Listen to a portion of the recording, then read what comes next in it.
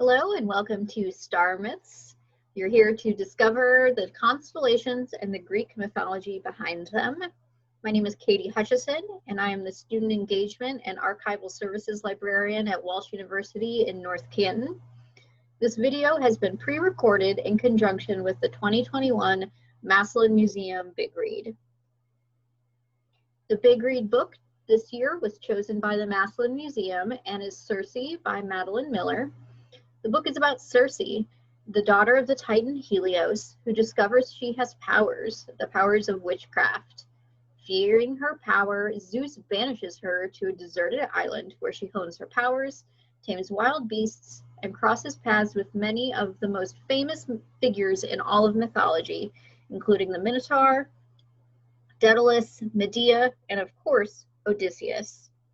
I chose to make this video on this topic because of the many connections to Greek mythology and the sky and constellations, as well as the fact that Helios, Circe's father, is the Titan god of the sun, and the sun is also a star.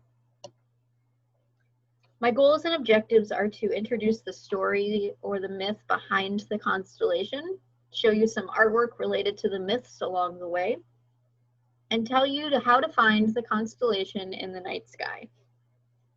We're going to start with Perseus.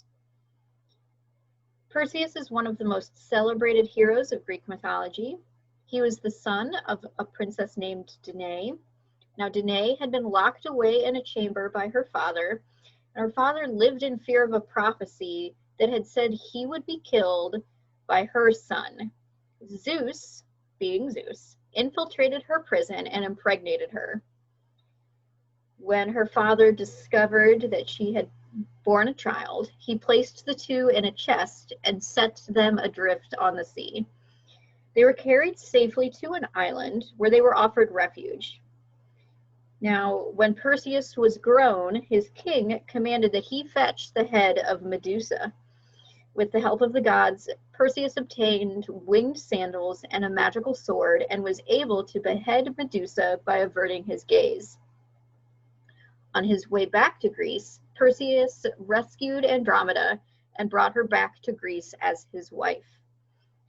Perseus is not as recognizable or as bright as some of the other constellations, but it is located near Cassiopeia, and Cassiopeia usually isn't too difficult to find.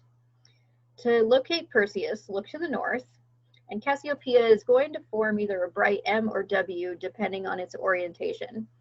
If Cassiopeia resembles a W, Perseus will be the group of stars below to the left, and if Cassiopeia resembles an M, Perseus will be below and to the right.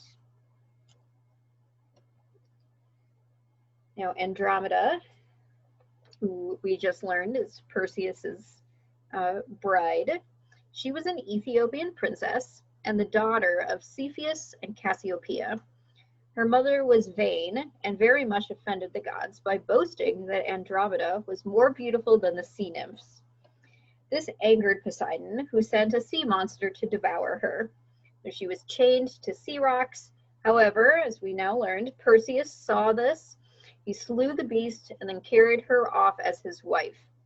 Andromeda bore Perseus a son, and that son is supposed to be the first king of the Persians. In memory of Perseus's heroic deeds in saving Andromeda, he and Andromeda were both immortalized by the gods, and their images were placed among the stars. Now, since they're so close to one another, I'm going to tell you how to find Pegasus and Andromeda at the same time. Pegasus had a strange birth. So he is the son of Poseidon. He is an immortal winged horse, and he sprang from the neck of Medusa when she was beheaded by Perseus. He was tamed by the hero Bellerophon, and Bellerophon rode Pegasus into battle against the fire-breathing Chimera. Now, later on, Bellerophon attempted to fly to Mount Olympus on Pegasus, but Zeus caused Pegasus to buck, throwing his rider down to earth in disgrace.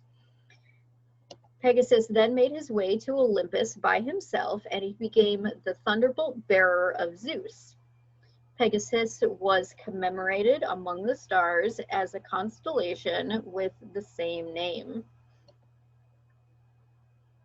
To find the Pegasus constellation, first use the Big Dipper. You're gonna star hop to Polaris, which is the North Star. And if you can find the North Star, you can hopefully find Cassiopeia. All right, a line from Polaris through Cassiopeia, and you will land on what is called the Great Square of Pegasus. Now, fun fact, like the Big Dipper, the Great Square of Pegasus is an asterism. I'll be honest and say I've never heard this word out loud. But that means it's a pattern of stars inside an existing constellation. The constellation Andromeda is part of Pegasus. And again, we want to find Cassiopeia, and we should be able to find Andromeda. And Andromeda is visible to all northern viewers and many, but not all viewers south of the equator. And the Andromeda Galaxy is also right in the same area. Aquila is the constellation we'll be looking at next.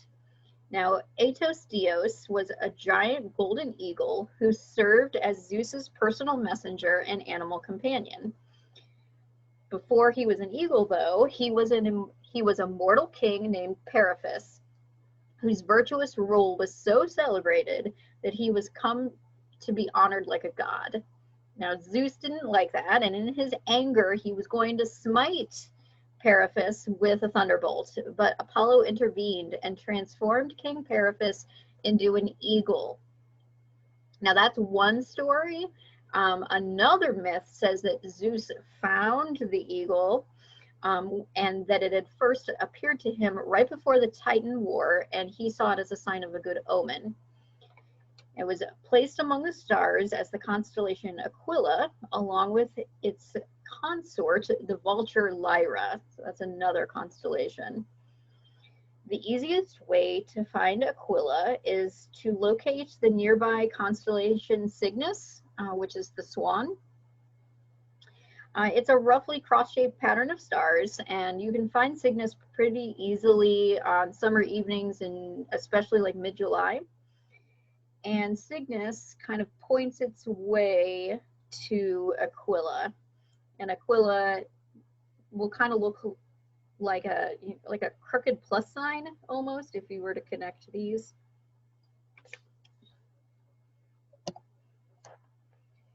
All right, we have our next constellation named after probably one of the more famous Greek heroes, Hercules. There's a lot we can say about Hercules. There's even a Disney movie. I think many of us know at least some of his adventures, but just in case, we'll do a brief overview. And when Zeus's wife Hera heard that her husband's mistress was pregnant, she flew into a jealous rage. So Hercules already had an enemy before he was born. After he was born, Hera sent 2 snakes to kill him in his crib. But even as an infant, Hercules was unusually strong and strangled the snakes, which is depicted in this painting right here. However, Hera kept up her dirty tricks and continued to kind of harass Hercules as he grew. When he was older, she cast a spell on him that drove him temporarily insane and caused him to murder his family. Guilty and heartbroken, Hercules tracked down Apollo and begged to be punished for what had happened. Apollo understood that Hercules' crime had not been his fault. Hera's vengeful actions were no secret, but Apollo insisted that the young man make amends by performing 12 heroic labors, including what we see here, the slaying of the Nemean lion, pardon me. Once Hercules completed every one of the labors, Apollo declared that Hercules would be absolved of guilt and achieve immortality. Now, Hercules is the 5th largest of the recognized constellations. It can be difficult to find this constellation in its entirety because many of the stars are dim. Observers in the northern hemisphere can see it from about April to November, but it's going to be easiest when it reaches its highest peak in July, especially when it's directly overhead, which is going to be, 10:30 p.m. about. The constellation Hercules is bordered by many other constellations, including Aquila, who we just talked about, Lyra, and Draco. Speaking of Draco, Draco is also called the Hesperian dragon. He was a 100-headed serpent named Ladon, who had been tasked with guarding the golden apples and tormenting the Titan Atlas. So Atlas is the one that holds the earth up on his shoulders. The dragon was slain by Hercules when he was sent to recover those golden apples as one of his 12 labors. Now, according to Greek mythology, Athena tossed the dragon into the sky and he froze around the North Pole. The legend makes Draco a really easy constellation to locate. Here he is being slain again. So the constellation is pretty easy to locate. Some of the stars are a little dim though, making it kind of less popular. But if you can find the Big and Little Dipper, Draco is right in the middle. Halfway between the lip of the cup and the North Star is the very tip of Draco's tail, and then his body goes between the dippers and circles halfway around the Little Dipper.